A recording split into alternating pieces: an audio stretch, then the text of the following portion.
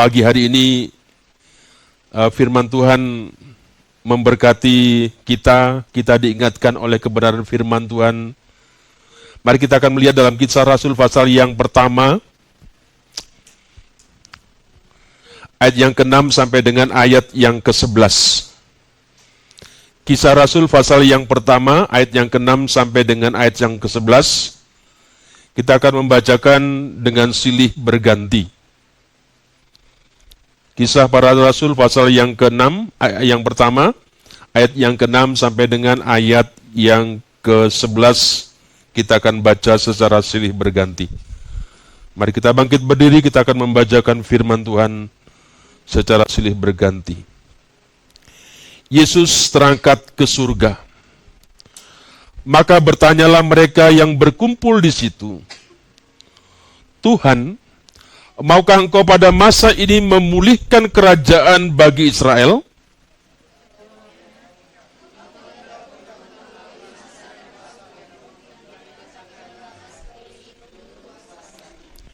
Tetapi kamu akan menerima kuasa kalau Roh Kudus turun ke atas kamu. Dan kamu akan menjadi saksiku di Yerusalem, dan di seluruh Yudea, dan Samaria, dan sampai ke ujung bumi.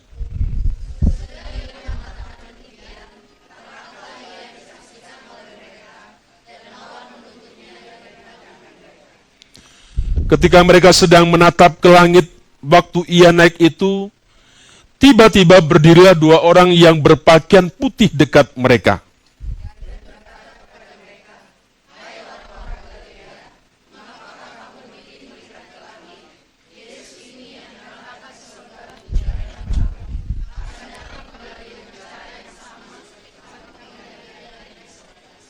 Amin.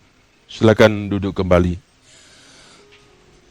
Berbahagia Bapak Ibu yang membaca firman Tuhan, terlebih yang melakukan dalam kehidupan kita sehari-hari. Bapak Ibu, hari ini kita sedang memperingati hari kenaikan Tuhan Yesus Kristus. Satu keistimewaan bagi kita, khususnya kita yang ada di Indonesia, ya. Kita diberikan kesempatan oleh pemerintah, dan sehingga maka kita hari ini beribadah. Tidak seperti di luar negeri, Bapak Ibu, peringatan yang seperti ini, hari kenaikan Yesus, tidak seperti yang di Indonesia. Ya, sepertinya kalau di luar negeri itu biasa-biasa saja. Tapi hanya di negeri kita diberikan sebuah kesempatan sama pemerintah, kita diakui di penanggalan kita, sehingga kita tidak beraktivitas yang lain. Kita diminta khusus untuk beribadah dalam memperingati hari kenaikan Tuhan Yesus Kristus. Biarlah kesempatan ini tidak kita sia-siakan, mengingatkan satu peristiwa yang penting di tengah-tengah kehidupan kita. Nah, Bapak Ibu Saudara yang dikasih Tuhan, ketika kita memperingati satu peristiwa penting dalam sejarah keselamatan, Bapak Ibu, kenaikan Tuhan Yesus ke surga. Kisah ini bukan sebuah dongeng, ya, bukan sebuah legenda, tetapi ada banyak saksi, ya, yang melihat, yang menyaksikan akan peristiwa ini. Dan itu tidak terjadi pada malam hari, tetapi itu terjadi pada siang hari. Ada banyak bukti-bukti yang menguatkan, yang mendukung apa yang disaksikan, apa yang dituliskan di dalam Alkitab. Jadi Bapak Ibu, ini sesuatu yang sangat penting dalam sejarah keselamatan, yaitu Yesus naik ke surga. Nah, suatu momen yang luar biasa ini Bapak Ibu, di mana Yesus setelah bangkit, ya, dari kematiannya, selama 40 hari Tuhan Yesus ini berkunjung, ya, besuk, mendatangi kepada para murid-muridnya pada waktu itu. Tuhan Yesus tidak langsung naik ke surga. Tentunya ada sebuah alasan mengapa Yesus tidak langsung naik ke surga, tetapi dia mendatangi, menjumpai, bertemu dengan murid-muridnya selama 40 hari.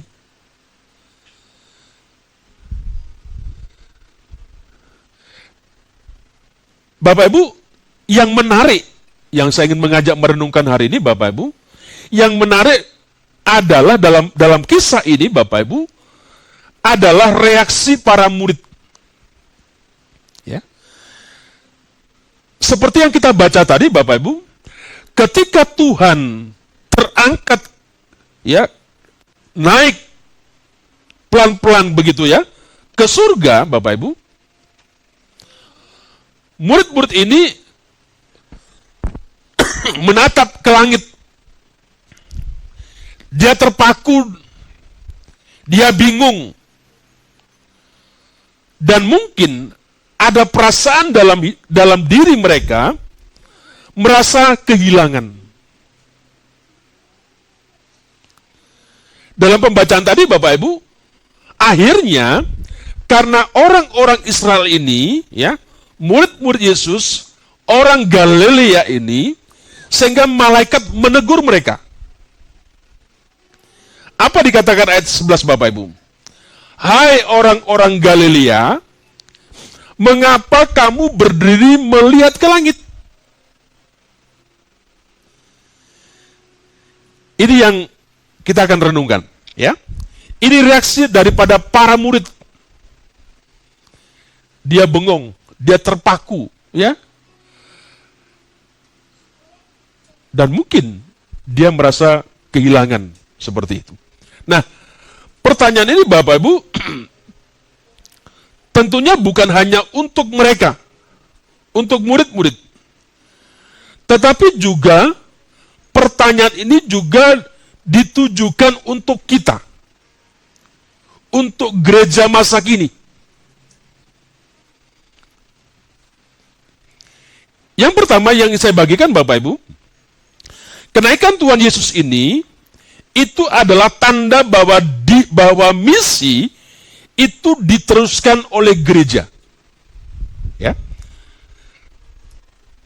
Yesus naik ke surga itu sebuah tanda bahwa misi itu diteruskan oleh gereja, oleh kita.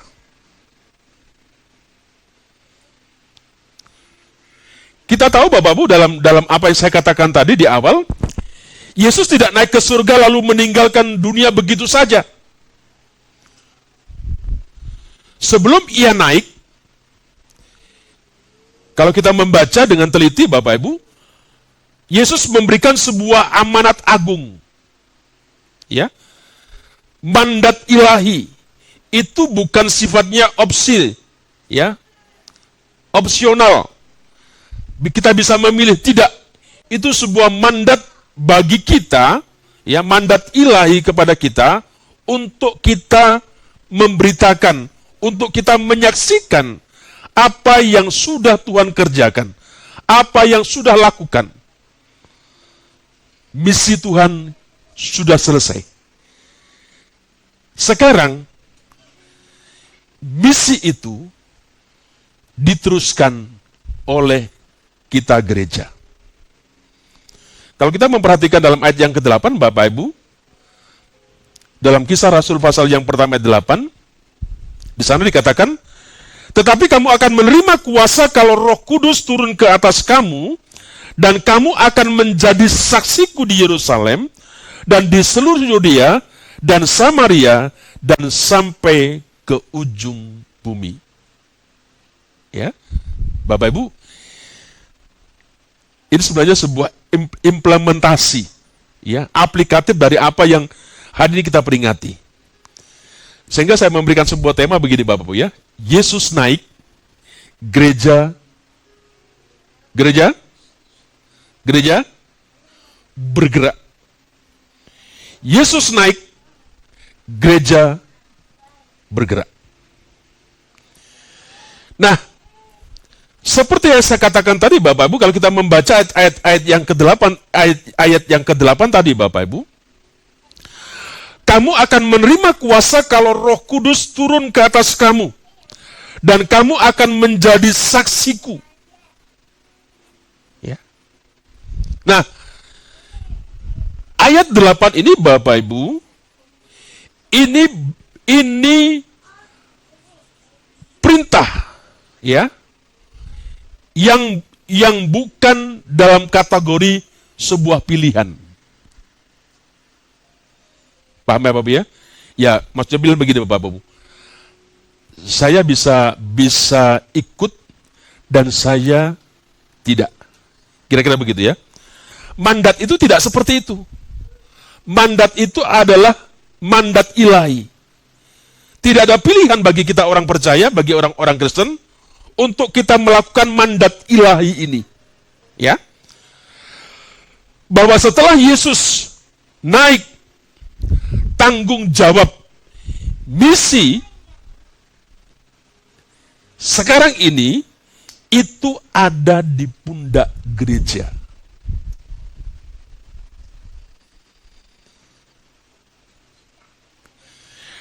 Paham Bapak Ibu ya?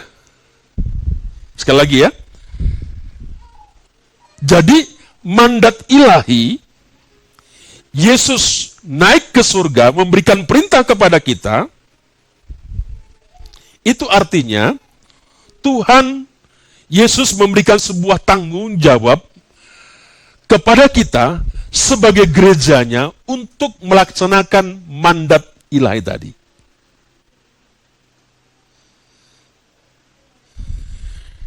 Ingat, kenaikan Yesus bukan akhir sebuah cerita, ya. Itu adalah sebuah tanda dimulainya babak baru, ya. Gereja yang diutus ke dunia. Kalau saya membahasakan sederhana, begini Bapak ya. Kerjanya Tuhan itu sudah selesai. Ya. Tuhan sudah memberikan kuasa, Tuhan sudah memberikan mandat kepada setiap kita. Dan inilah waktunya, inilah saatnya gereja itu melakukan misinya Tuhan. Dan ini harus diteruskan oleh kita, oleh gereja. Nah, yang kedua, yang saya bagikan ya, gereja tidak boleh hanya diam dan menatap ke atas. Ya, jangan sampai kita juga sama melakukan apa yang dilakukan oleh orang Galilea, oleh murid-murid. Kita hanya menatap.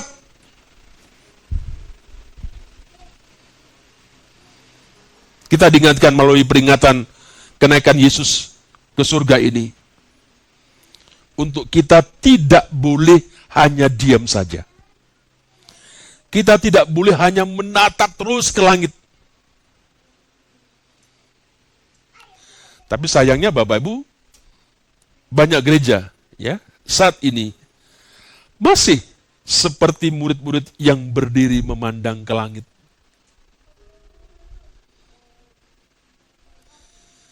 Masih banyak murid-murid masa kini yang hanya sibuk membahas hal-hal yang internal. Ya. Banyak gereja pada masa kini yang hanya fokus kepada sebuah kenyamanan. Ya.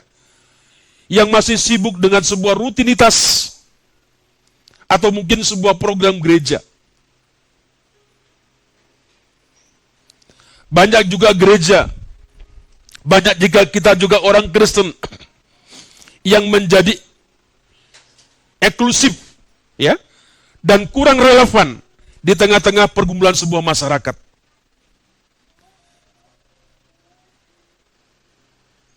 Tuhan naik, gereja bergerak.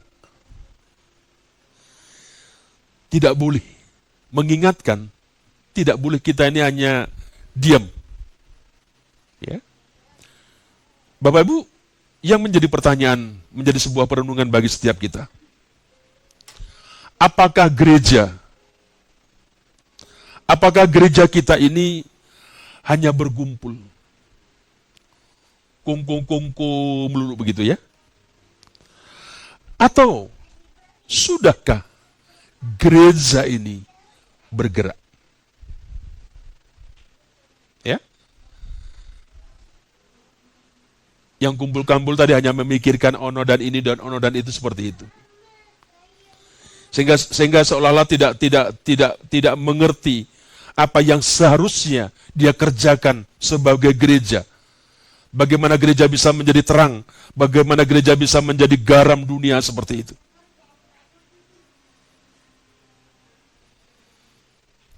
Malaikat juga berkata kepada setiap kita, mengapa ya kamu berdiri melihat ke langit? Ya, artinya apa? Waktu pasif itu sudah selesai. Sekarang waktunya kita gereja untuk bergerak.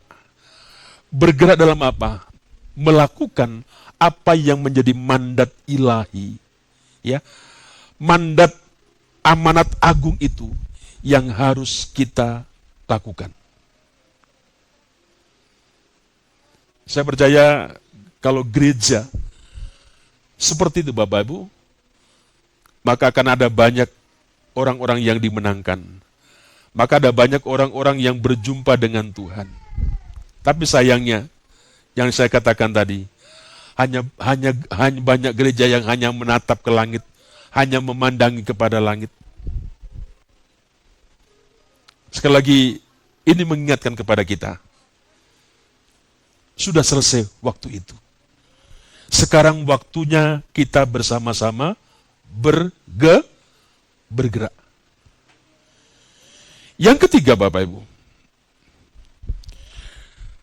gereja yang bergerak itu seperti apa? Gereja yang bergerak itu harus aktif, harus relevan, ya, harus berdampak. Kenapa kekristenan kadangkala secara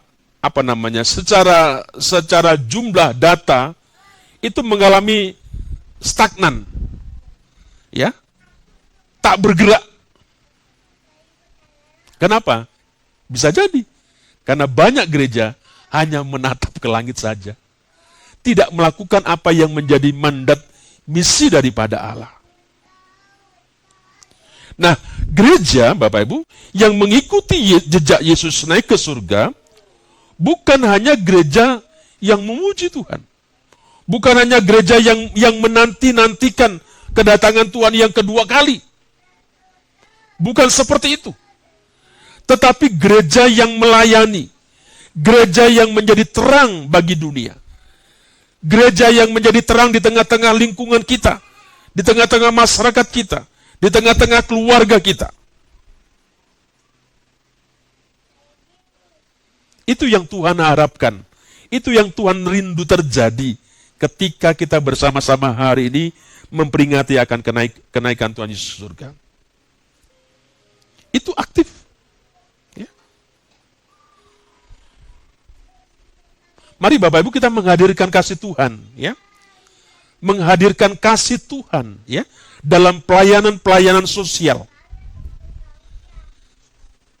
Ya, dalam pembinaan-pembinaan keluarga. Dan juga dalam penginjilan. Mari kita aktif. Ya. Kita melakukan sebuah pelayanan sosial. Kita melakukan pendidikan. Ya. Kita mengadakan sebuah pembinaan keluarga seperti itu. Ini gereja yang aktif kira-kira seperti itu. Tidak hanya Rabu datang, Jumat datang, Sabtu datang, Minggu datang, ya sudah pulang, nanti datang lagi. Tidak seperti itu. Yang kedua, Bapak Ibu, relevan. Ya. Relevan ini harus menyentuh sebuah kebutuhan masyarakat. Ini misi gereja. Ya. Harus bisa menyentuh sebuah kebutuhan nyata di masyarakat. harus menyentuh kebutuhan di intern jemaat.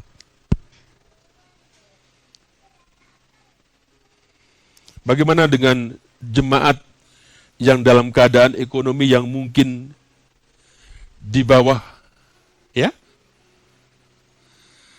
Bagaimana gereja di tengah-tengah situasi krisis moral, ya? Yang lebih parahnya, tidak jauh gereja dengan alam sekelilingnya. Ya kan? Seperti yang saya katakan, orang hari Minggu ke gereja. Tapi hari yang lainnya, kehidupannya tidak jauh berbeda dengan orang-orang yang dunia. Ya. Inilah sebuah gereja yang bergerak, Bapak Ibu, yang tentunya yang relevan, yang bisa menyentuh sebuah kebutuhan nyata masyarakat. Itu yang harus kita kerjakan, itu yang harus kita lakukan bersama-sama.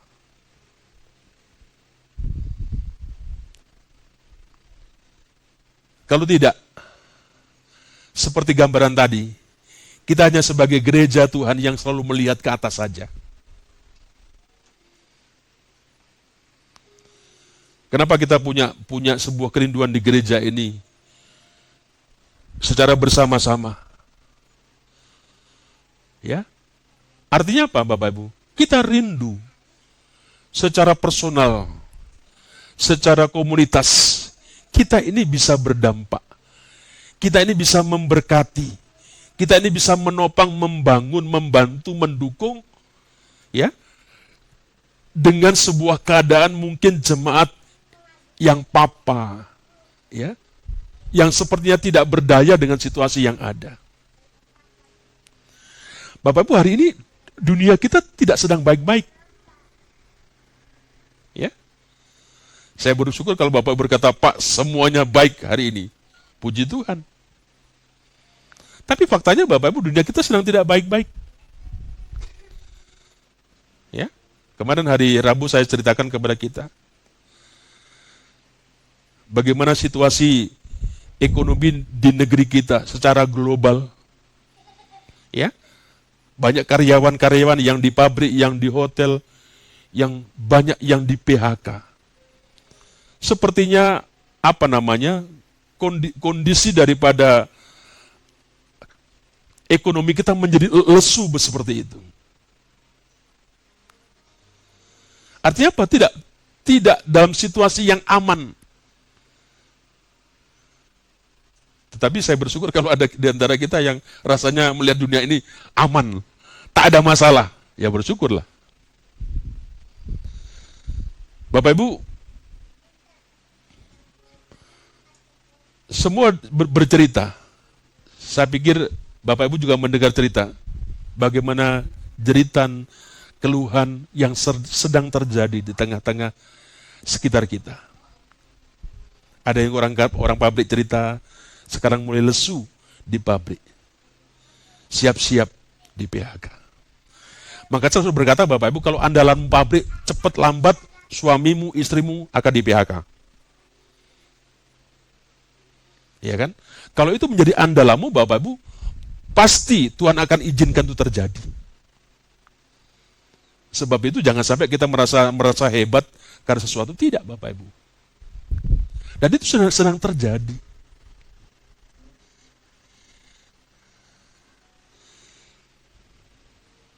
Saya merenung dalam rencana pernikahan anak saya.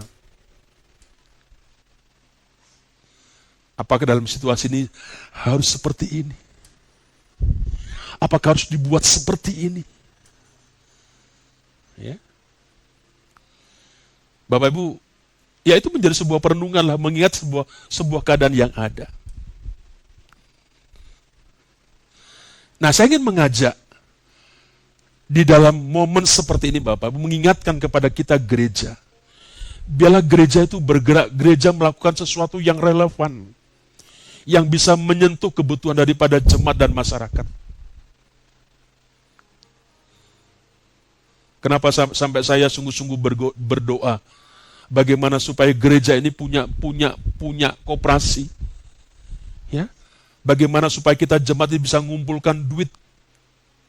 Tujuannya apa? Supaya apa? Kita ingin membantu, menolong kepada mereka yang papa, kira-kira begitu.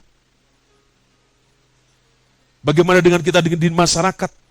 Ada banyak jeritan-jeritan tangisan. Kita di komunitas tidak berdampak. Kita tidak punya arti apa-apa begitu. Ya sudah mandiri, urusan sendiri-sendiri. Kita tidak mau. Karena Tuhan memberikan sebuah mandat kepada kita, kepada gereja, untuk melakukan misi yang sudah Tuhan berikan kepada setiap kita.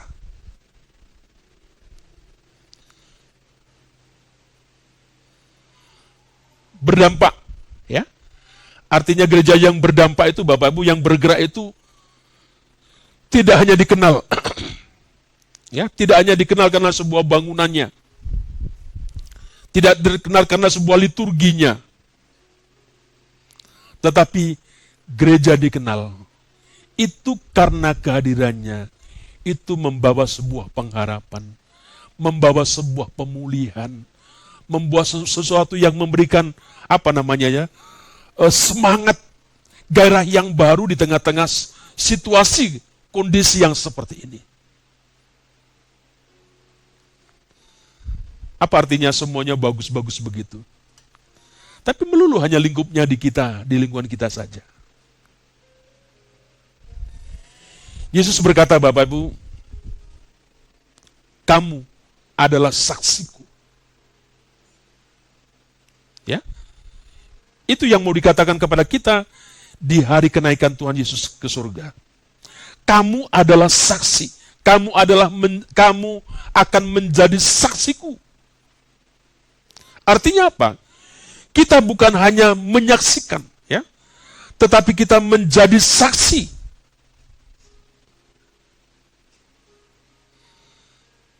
Makanya itu sering dalam komsel, dalam pembinaan, Bapak Ibu, ya kalau kita sendiri orang Kristen lemah, bagaimana kita akan bisa mempengaruhi orang lain? Bagaimana kita akan bisa menceritakan Tuhan kita kepada mereka? Apa yang kita saksikan? Apa yang kita punya Tuhan kita. Kita sendiri lemah. Ya, Bapak Ibu nggak usah cerita. Ketika tetanggamu cerita curhat kepadamu, ketika dia bercerita berkeluh kesah, apa tanggapanmu, apa responmu, apa yang kau bagikan dia kepada mereka begitu?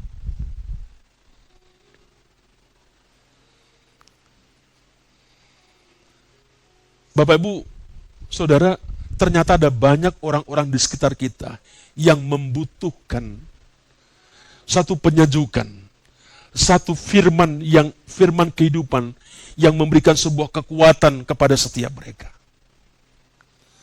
Tapi sayangnya, bisa jadi gereja kehilangan seperti itu. Apa yang kemudian yang bisa kita bagikan? Apa yang bisa kemudian kita saksikan kepada setiap mereka? Yang terakhir, Bapak Ibu, dalam pembacaan ini, Roh Kudus itu adalah tenaga pendorong gereja yang bergerak. Yesus tahu bahwa misi ini tidak bisa dijalankan dengan kekuatan kita manusia. Oleh sebab itu, sebelum Yesus naik ke surga, dia mengatakan, dia menjanjikan Roh Kudus kepada setiap kita. Ini artinya apa? Kalau Roh Kudus dijanjikan kepada setiap kita, ketika kita melaksanakan misi tadi, Bapak Ibu, kita tidak bergerak sendiri. Kita ini tidak berjalan sendiri. Kita ini diberikan kuasa, seperti tadi malam kita ini. Tuhan memberikan kuasa kepada setiap kita. Tuhan juga memberikan sebuah hikmat kepada kita. Tuhan memberikan sebuah keberanian kepada kita. Tuhan memberikan sebuah urapan kepada setiap kita. Roh Kudus yang dijanjikan itu Itu yang dibuat kepada setiap kita. Kalau demikian Bapak Ibu, seharusnya kita ini bisa berdampak. Kenapa? Karena Tuhan yang menyertai kita. Karena Tuhan sendiri yang menyertai kita.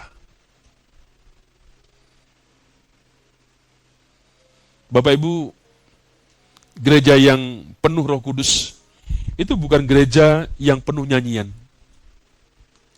Bukan hanya gereja yang penuh nyanyian. Bukan gereja yang penuh dengan bahasa roh. Tetapi gereja yang bergerak keluar. Ya. Yang membawa kasih. Yang membawa pengampunan. Yang membawa kebenaran ke dunia yang sedang terluka seperti ini.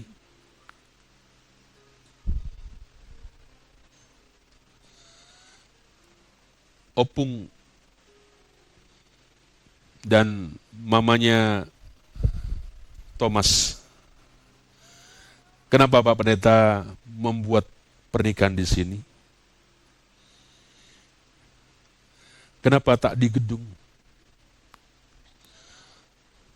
Jujur bukan Pak Pendeta tidak bisa untuk di gedung walaupun ini acara pesta nasional bahasanya begitu ya, bukan pesta adat. Pak Pendeta bisa. Tetapi ada sesuatu yang ingin sampaikan kepada Opung dan ibunya Thomas, mamanya Thomas.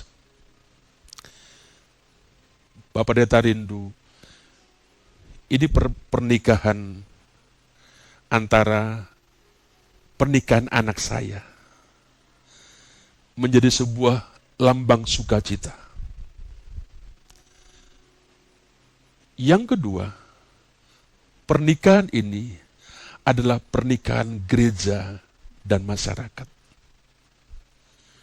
Saya rindu kehadiran gereja ini, kehadiran kita ini, itu bisa menjadi berkat bagi mereka. Bapak Ibu jemaat jangan berpikir, kenapa Pak Pendeta kok panitianya orang-orang mereka? Apakah kita tidak mampu untuk melakukan? Saya percaya kita mampu. Tanpa mereka pun kita juga bisa. Tetapi saya rindu, ya, Bapak Ibu, supaya kita tidak salah paham, tidak gagal paham. Kenapa sih Pak Pendeta melakukan seperti ini? Itu sebenarnya tujuannya. Saya rindu gereja ini sungguh-sungguh bisa menjadi berkat di lingkungan ini. Saya rindu gereja ini kehadirannya bisa diterima oleh mereka. Bapak Ibu, ada sedikit tangisan sebenarnya ya. Tangisan kita, saya sendiri sebenarnya di Kompria Sepantura Bapak Ibu, itu ditawari gereja untuk bisa menjadi tuan rumah. Ya, Opung sama Pak Kurus itu senggol-senggol saya. Kira-kira gimana Pak Pendeta GKI Anusiana? Bapak Ibu, saya jujur, saya rindu kaum pria Sepantura itu bisa datang ke tempat ini. Ya, hati saya tuh rindu seperti itu. Bapak Ibu bisa membayangkan dari jam 5 sampai jam 9. Yang hadir 150. Kurang lebihnya kira-kira begitu. Belum lagi mobilnya. Apa ini nggak panitia kayak perkawinan lagi nantinya? Ya kan? Saya pikir bisa kita melakukan, ya. Tetapi Bapak, ada sesuatu yang saya sungguh bergumul, bagaimana nanti kalau saya menyampaikan ini kepada lingkungan saya di tempat ini. Bagaimana kehadiran kita ini kumpul-kumpul itu tidak menjadi sebuah penghalang bagi setiap mereka. Ini yang sedang kita lakukan, ini yang sedang kita buat. Ya, harapannya apa? Mereka nyaman, mereka welcome seperti itu. Mereka sedang menunggu-nunggu ternyata. Kenapa Pak Pendeta itu tidak datang ke rumahku, tidak ajak aku? Ya kan? Bapak Ibu, Saya pikir ini sebenarnya yang menjadi sebuah momen kepada kita. Dan saya tidak mau dari peringatan ini Bapak Ibu, seperti yang ditanyakan malaikat kepada orang Galilea ini. Kenapa kamu bengong? Kamu hanya kenal langit. Tidak ada sesuatu yang kita kerjakan. Mari saya ingin mengajak kepada jemaat Bapak Ibu dalam sebuah momen yang seperti ini. Itu sebenarnya sebuah misi yang gereja ini, yang kita harus kerjakan. Dia senang. Nanti kalau senang Bapak Ibu, saya percaya Pantura itu bisa datang ke sini. Siapa nanti yang jadi panitianya? Mereka. Pak, nanti kita punya acara begini. Bisa nggak dibantu? Siap. Kalau semuanya siap Bapak Ibu, di lapangan pun, di jalan pun membuat tenda, nyaman kita. Saya nggak membayangkan jam 5 sampai jam 9, belum lagi maghrib. Apakah harus berhenti? Ya kan? Tidak mungkin. Di tengah-tengah seperti ini maghrib, kita nyanyi-nyanyi, teriak-teriak, kira-kira begitu. Jadi Bapak Ibu yang dikasih Tuhan, seperti yang dikatakan tadi, Roh Kudus itu sebagai tenaga pendorong gereja yang bergerak. Ya, kita bisa berdampak. Saya percaya, kalau Tuhan sendiri yang menyertai, yang beracara di dalam apa yang kita keluarkan. Nah, inilah sebuah panggilan kita. Inilah sebuah siar kita ketika kita merayakan, memperingati kenaikan Yesus Kristus. Ya, gereja yang bergerak harus keluar, ya, membawa kasih, membawa sebuah pengampunan, membawa sebuah kebenaran ke dunia yang sedang tidak baik-baik saja. Yesus sudah naik. Kini gilirannya Bapak Ibu dan saya sebagai gereja Tuhan bergerak.